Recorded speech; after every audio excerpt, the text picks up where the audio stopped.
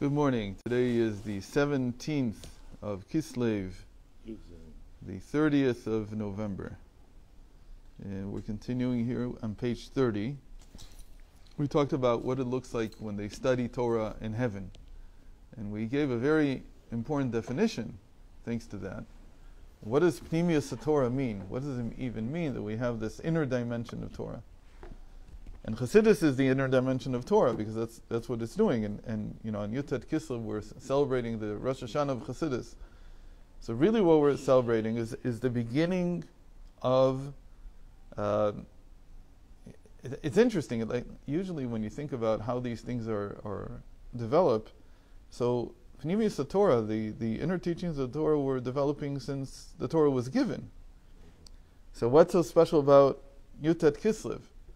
Yutet Kislev is because, at some level, this became a subject that was recognized and known, and people started engaging in it in the way that that all the other subjects of Torah were being studied. In other words, until then, the study of the inner dimension of Torah, thinking about how, we'll say what this means in a second, but what does it mean to look at an issue in Torah from the perspective of heaven, was not something that a regular person could engage in. Like the three of us that are just like normal people, how could we say what's going on in heaven? That's like almost unbelievable. Like how does that?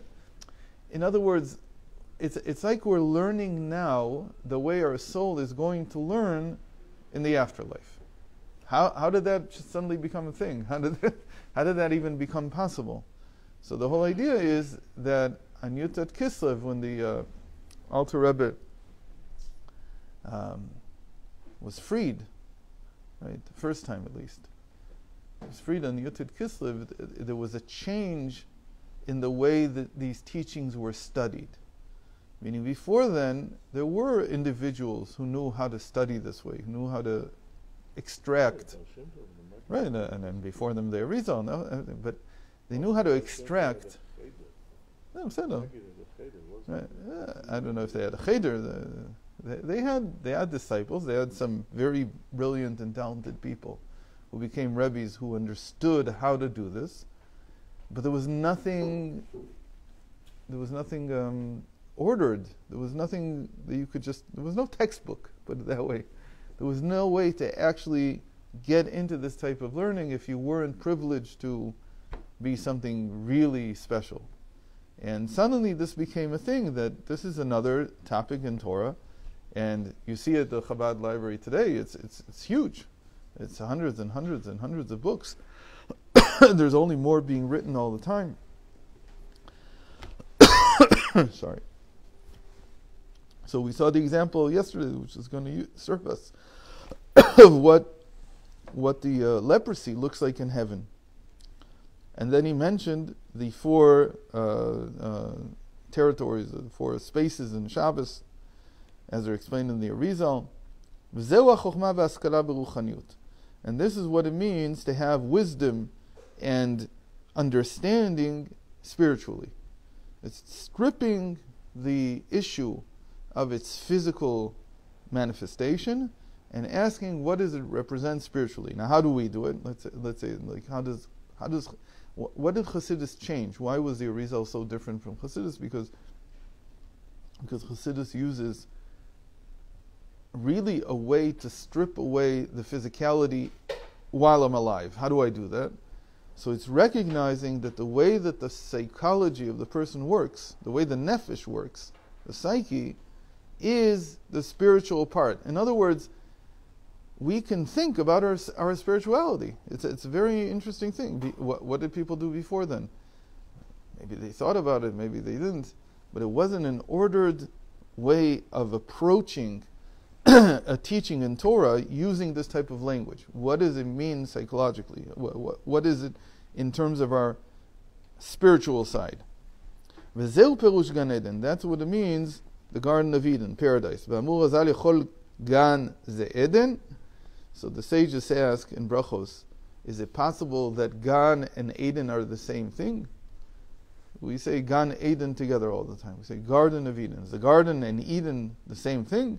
Talmud Lamar. So if we look at the verse, it says, V'nahar yotze me'eden le'ashkot et hagan. So we have three things. A nahar, a river, flowing out of Eden in order to water the garden. So we have three components. What are these three components? So they're going to be the crown, wisdom, and understanding. Eden is the crown. The river that flows out is wisdom. Wisdom is always described as a river. And no, the chovota now, the width of the river is the bina. And what it waters, the garden, that's bina. Now we'll say this. Ki hagan atzmo hu gilui elokut b'hasaga. The garden itself is a saga. Saga is another word used in Chasidus. To grasp something is another way to describe bina, understanding. Why do we call it? Sometimes we even call it koach hatfisa. Tfisa is very hard to say in English. When we say that somebody grasps something, tofis. So the description that's given many times, the mashal that's given, is like somebody's shooting arrows at you, and you grab them. So the arrow itself, that's the wisdom. An arrow by itself is meaningless to you. But if you can grab it, it's arrows it's like points of knowledge that you're grabbing. This is how it appears in the mind in the beginning. Wisdom is always likened to a point sitting within a building, within a hall, within a chamber. And to be able to put that wisdom within some kind of context, that's what understanding does. That's what Bina does. So it's called koach hatfisa or koach hasaga. Saga is also to grasp. It's almost the same word. Comprehension is tvuna usually. We say tvuna is comprehension. Umau mesig. So what does it grasp? What is bina? What is the garden grasping? Obviously, it's grasping the water, right? The water that's flowing through it. Hu b'chinat chokhma hanikra eden al shem ha'ta'anug hameir u'melubash ba. So there's water coming out of the Eden. Here he's saying that the Eden is the wisdom. But what he means to say is that the Eden is the crown that is enclosed within the wisdom. He almost says it in these words. K'mo al derech mashal lemata. For instance, below, when a person understands something new, he's full of pleasure. It gives him immense pleasure. The moment that I understand the new concept. If I've been trying to understand, I remember the day I understood variables in algebra. I remember that day. I was like, I was 8 years old. I understood photosynthesis. Oh. It was a pellet. Yeah. The moment you understand something new, the moment the person, has been hacking at Gemara for a long time, at Talmud for a long time, and suddenly understands, wait a minute, this is not a regular text, there's no punctuation, you have to punctuate it yourself yet, and they begin to understand this and understand, wait a minute, it's all a conversation. When those things settle in, or the day when you're older and you understand that the whole Talmud is discussing the Braitot, that's really what it's doing. It's talking about the Braita. What's the Braita? The Braita was the halachos at that time.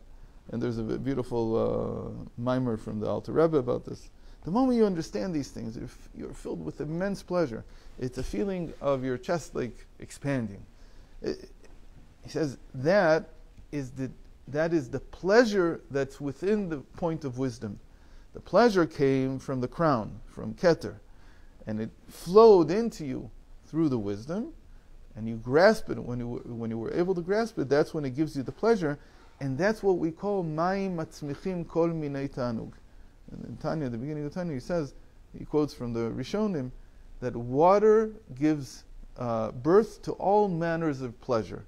It makes grow all manners of pleasure. What's the water here? The water here is, like we said, the wisdom. It's contained pleasure inside. It's enclosed inside. It came from the Eden, from the crown. And when the garden gets it, you get growth. And you get growth from that. So that's one of the most famous parables or metaphors that's used in Chasidus. So all that, what is all that talking about? It's talking about experience pleasure. It's something you can experience. You can go to the bookshelf, take the book out, study it, either with a commentary or study with someone else, and what do you get? You get pleasure from it. Tremendous pleasure. We said that is called internal light. That whole process of Eden to water to growth in the garden, all that is describing what we call internalized light. Abad, olam haba, shu tchiyat hametim. But the world to come, and here we mean the world of the resurrection. And yesterday we explained the resurrection means when the actions that I take come to life. Not just that the teaching that I taught, that I learned, and I understood and I got pleasure from came to life. It came to life right away because I understood it. The moment I understand it, it's full of life. But the actions that I do, none of my actions seem to make any change in the world. And they certainly don't cause me any pleasure, or at least they don't seem to. Well, there is one exception. I'll say that in a second. But in general, putting tefillin on is not something that causes me direct pleasure. Keeping Shabbos does not give me direct pleasure. A person could do Shabbos. There's many people, unfortunately, they have no sense of pleasure when they do any of the mitzvot. So we tell them, if you don't have pleasure, maybe go do something else. No, we don't say that. We say you're still obligated. It doesn't matter whether you feel it or don't feel it, whether you like it or you don't like it. We mentioned that thing about the two great Hasidic masters, Reb Pinchas and Reb Shmalke of Nicholsburg, that they wanted to do. Somebody mentioned also in the comments. They did like a taste test. Can you taste Shabbos on Tuesday? What happens if you do everything? Is it still, will you feel the same thing? And what happened? They did. So they went to the Maggid and they asked him, how could it be? He says, because you wore all the clothing of Shabbos. In other words, the clothing is giving you the feeling. It's not the Shabbos itself. It's the clothing. It's what we do all kinds of things to make it feel like Shabbos, but those things are not the Shabbos itself. The Shabbos itself is Ayin lo ra'at azulat chalukim. We don't see it. We don't yet see it. We don't yet understand what is this thing really doing in the world. We don't see it. What does it look like? The world's a normal place, and there's some people who decided not to do any work. That's what it looks like. It's not an experience. The experience is all the levushim. The experience is all the paraphernalia that we put on the Shabbos. We wear special clothing, we eat special food. You get all the levushim, that's what you're feeling. Because those we made in order so that we feel something. But put tefillin on, there's nothing. My hand doesn't feel anything different. If I had high blood pressure, it doesn't go down. Nothing happens. So that is the world of resurrection. And we call it resurrection because we want to see the results. Where are the results? And the results are not here. So it's almost like the action is dead in a certain sense. It's not experience. That will be in the future. That's called the world of the resurrection. Humatan scharam shel mitzvot. The world to come, that we call the world of the resurrection, is when you receive the reward for the mitzvos that you did. And when we say reward, we mean, imagine that somebody works for me, and I tell them, oh, it's very, very nice, you worked for a whole month. I'm now going to move 1,000 pebbles in Suriname from one place to another. That's your reward. And that's already something can be felt. That's not a reward. What kind of reward is that? I don't need 1,000 pebbles moving from one place to another in Suriname. I don't even know where Suriname is, although people might start hearing about it in the next few weeks. But what's with Suriname? What do I have to do with that? That's not a reward. A reward has to be something that's palpable, something that I can experience, something I can feel. Because the world to come is what we call Hainu Gilui Mekor HaTanugim. It is the revelation of the Eden, the crown, the source of all the pleasure. Because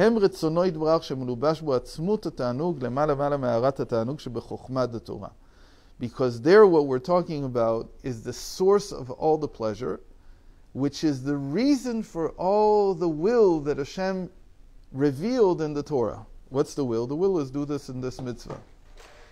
Hashem didn't do it without a reason. There was a reason for it.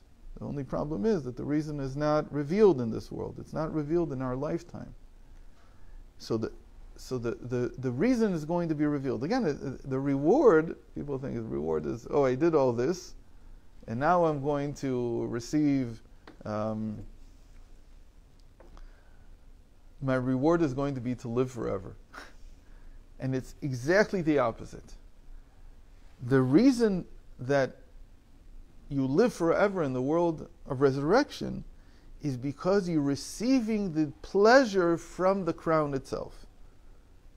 You're receiving the pleasure that's associated, meaning the reward that's associated with the encompassing light. The encompassing light, what do we say about it? It's God's unlimited aspect. Right now, what we're living off of says, man does not live off the food that he eats. He lives off the spark that's in it. What's the spark in the food? The good taste. That's the spark. The spark is the godliness in it. In other words, you can sustain your body by just taking a pill. Theoretically, let's say you take a pill and you sustain the body would deteriorate, even if you got all the nutrients. Why? Because we don't live off the nutrients themselves. That's not enough. The person will deteriorate and die. Because we live off of something else. We live off the spiritual aspect of the food. The spiritual aspect is I can eat something like just rice every day, but take tremendous pleasure in it because I love the taste of rice, and that's all I need. And you could live forever. And this is something, by the way, that people don't know. All the experiments that have been done on nutrition have failed. Every single one of them. Nobody knows what you're supposed to eat. When they tell you, they think they know. It's nonsense. You could eat off of eating, there's something called fat. Like not butter even. Fat from... Fat. Like fat. There's a woman, I know this particular doctor whose hobby this is. Like, because he says there's nothing real about it, but you can't do anything scientific with it. But his hobby is to collect people who are in perfect health and who eat terribly. That's his hobby. Like, he loves meeting these people. So he says he knows this woman who's for the last 60 years, she's 85, 60 years she's been eating bread and schmaltz. Schmaltz, fat. That's what she eats. She's in perfect health, he says. She's perfectly constant. He says, what's the secret? The secret is she loves life.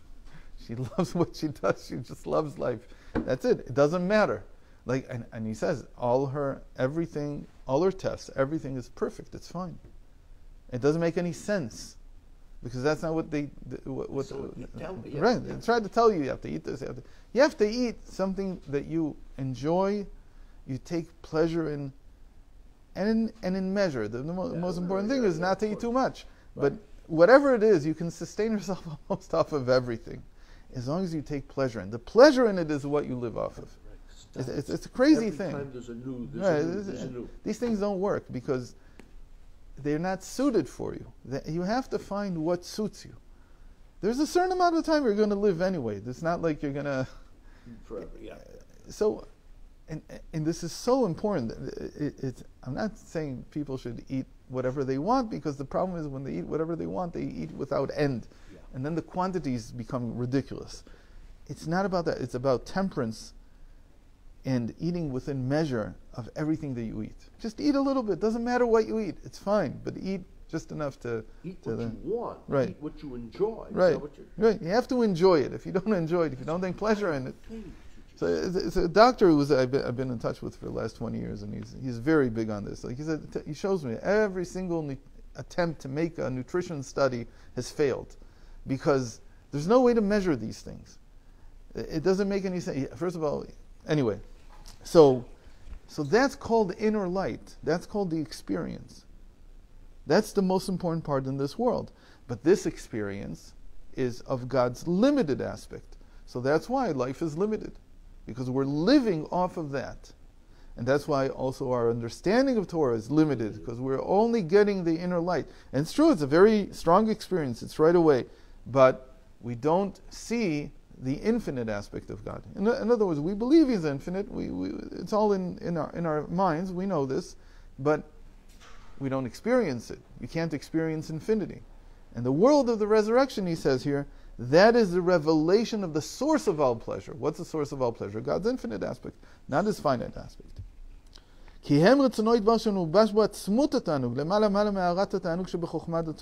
It's much higher than the experience of pleasure in the wisdom of Torah, which is what we talked about, the garden, getting from the river, getting from Eden. Where does the Torah hint about this? It says that when we give a korban, when we bring a sacrifice, it causes pleasure above, nachat ruach. It's very hard to translate this into English. I don't know how do you translate nachat ruach? Nachas. Inner satisfaction. It's a sense of deep satisfaction that God receives, as it were, from our actions. Now, why do I say as it were? In Chasidut, it's one of the staples. What's the staple? The staple says, avodah tzorech gavoah. That the service that we do, the work that we do, is needed above. It's not needed in the sense that without it God doesn't exist. It's needed in the sense that it gives pleasure. And what does it mean that it gives? Why does it give pleasure? Why would something give pleasure? So he says, because God commanded it and I performed it. That is pleasure. How does a person receive pleasure from their children? That they see that they act in a way that causes them pleasure. It's the same way, the same thing. So I commanded, and my will was done. What do you mean your will was done? I received pleasure because my will was done. And because this is a higher form of pleasure, because of this, because it's from such a high source, it can descend further. We have this concept that says, a very important concept in Chassidus, very, very well documented concept in the world, that the higher something is, the further away it will fall. The usual example is when you topple a wall, the stones that are highest up will fall farthest, furthest. The same thing is true about God, God's revelations. The higher the revelation, the lower down it can come, the further away it can fall. So the body needs to, the actual existence of the body itself is being fueled, the existence, not the energy that's moving my fingers. That is from my food that I eat. I'm talking about the very fact that my body is here. The very fact that these atoms are here, they're not going somewhere else. That is fueled by the highest form of pleasure in God. And that will only be revealed in the future to come. That's a source of pleasure. So that's why the body will be eternal. Because it will be receiving. Right now it's not. What's holding this together right now is at some level that type of, but it's not revealed. It's concealed. What's bringing me into being, what's sustaining everything material in the world. But what's really holding it together is what we call it. It's an open system that's fighting entropy all the time. And I have to add energy all the time to fight the entropy. I have to, in order to keep this going, I have to keep adding energy. In the future, it says, it goes together. It says there won't be eating and drinking. How can you sustain a system, an open system, if there's no energy being input? Without energy being input, it succumbs to entropy right away. It'll fall apart in minutes. He says no, because it's not going to be sustained by this inner energy. It's going to be sustained by the very fact. It's almost like this is how it is. When you think about even a stone, even if a stone has to some degree a battle with entropy, because even stones fall apart eventually. Yes. Planets fall apart. Everything succumbs to entropy eventually. But a stone is a very simple system, so it doesn't need very much energy to keep itself going. But a human being is the most complex system in the universe. It needs a lot of energy all the time. So this is not what's going to sustain the body in the future. What's going to sustain the body will be this infinite source of energy, which is God's higher pleasure. It's the pleasure that's coming from the crown, not from the wisdom. So one can say that in the resurrection, in this sense, there will be no reason to eat. Exactly, that's what it says. And olam haba en bo achila v'shtiya. The world to come has no eating or drinking. So some people understood this as saying the afterlife has no eating and drinking. But that's pshat. You don't need to say something like that. Of course, the soul doesn't need to eat and drink. So the way that it's explained in the Ramban and in the Kabbalah is that it's talking about the world of the resurrection, where there is no more need to eat or drink. By the way, it doesn't mean that the people won't eat or drink. They might. But the reason they might is because they want to make Kiddush, for instance, and they want to enjoy the Shabbos. There will be the ability to enjoy it, but in a certain sense, it'll be... It's not essential to the... Exactly. It's not just not essential. It won't compare to the pleasure that the body gets just from existing. The levels of pleasure will be... greater than... Right. Yeah. Okay. We're past...